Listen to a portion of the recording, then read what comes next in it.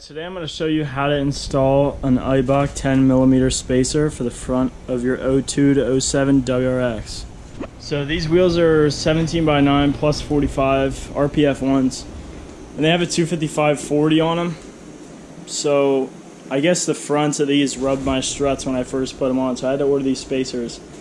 And this is what it looks like with the front left on.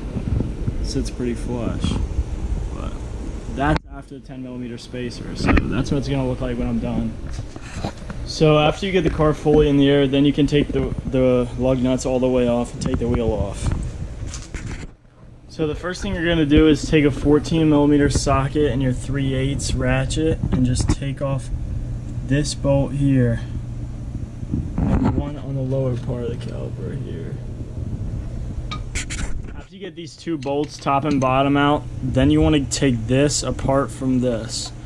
So you should just be able to slide this freely off of it, but for mine it's a little stuck, so I just put a flathead right there and just tapped it out with a hammer. So that's the next thing you want to do, is just tap this off. Then you should be able to take these bolts inside here out right there, and there's one down low.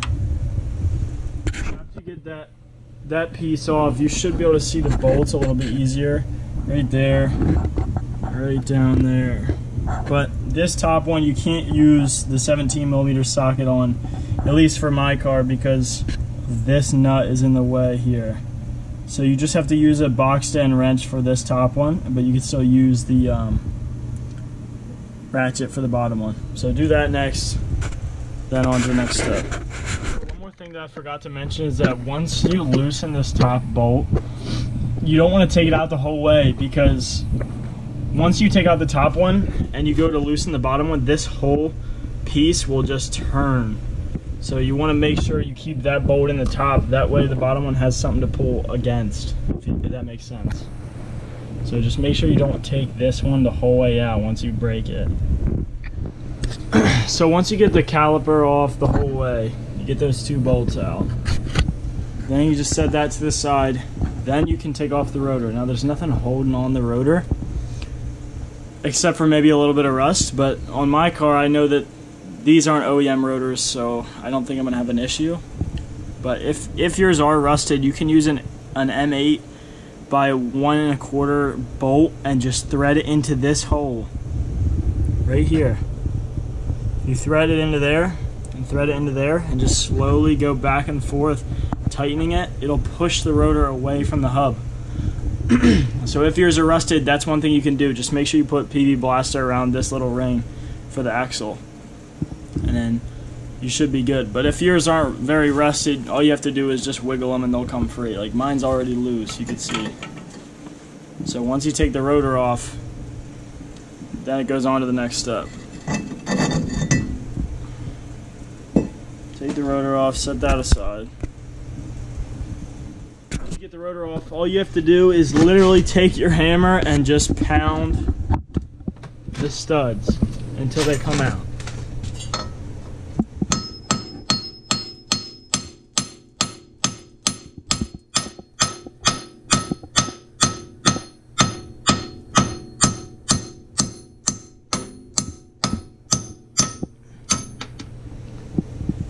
So there's one. I'm not going to show you all 5 because it's obviously the same exact thing, but that's all you have to do to take them out. Since you're not going to be reusing these, it's fine to mess up the threads, but you definitely don't want to pound in the new ones or do anything near the threads on the new ones, because you don't want to screw up the lug nuts fitting on there. So just do that and then on to the next step. Alright, so I got all the old studs out. Now you want to take your new studs and put them in from behind the hub. But as you can see, if the hub is in a weird position for the hole, you won't be able to get the stud in. So you might just have to spin the hub. Like this one will go right in. So once I just take the hub and just spin it, take the car out of gear, spin the hub a little bit just to this location, this hole, this location, then you'll be able to just put that stud in the same spot. So just do that for all 5, and then on to the next step. Alright, so once you get your new studs in, they're just going to be sitting. Like, they're not going to be tight in the hub because of these ridges on the back side. So they don't just go right in. So what you got to do is you got to pull them through. So I just take like 6 or 7 washers like this and just put them on the new stud. Now I dropped a couple because I'm only using one hand, but put these on here.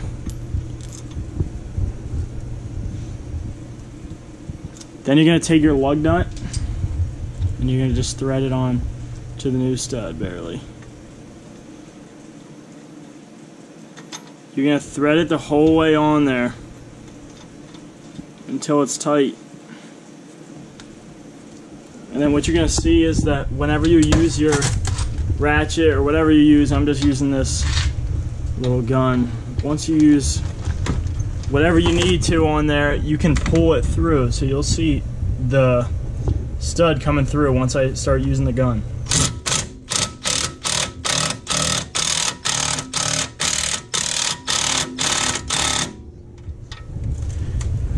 Now I usually just use that just to get it started, get it snug in there, and then I just finish it off with the ratchet. So I just take this and go in there and finish it off until the head of this stud is flush with the back of the hub. So you want to do that for all 5 of them, and then you should be good to go for that. It's also not a bad idea to put the car in gear after you get all the studs in. That way, whenever you're tightening the stud and pulling it through, your hub won't be spinning and just counteracting your force. So just after you get the 5 studs in, then you want to put the car in gear again to make it a little bit easier. So you're going to tighten every stud, and then once you tighten it, you're going to take your lug nut off.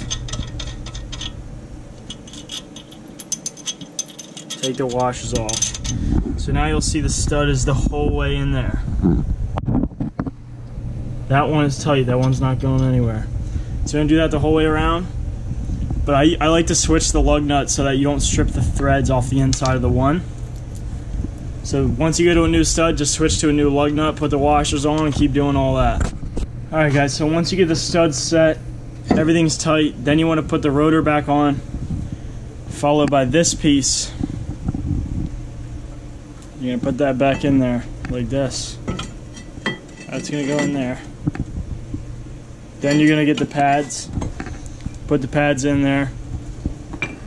Then you're gonna go back and get your caliper and put that back on there, put the 2 bolts back in. And then I'll come back when it's all done. Alright, got everything tightened up. Now let's throw the wheel back on and see how she looks. Alright, so here's what it looks like with the spacer on.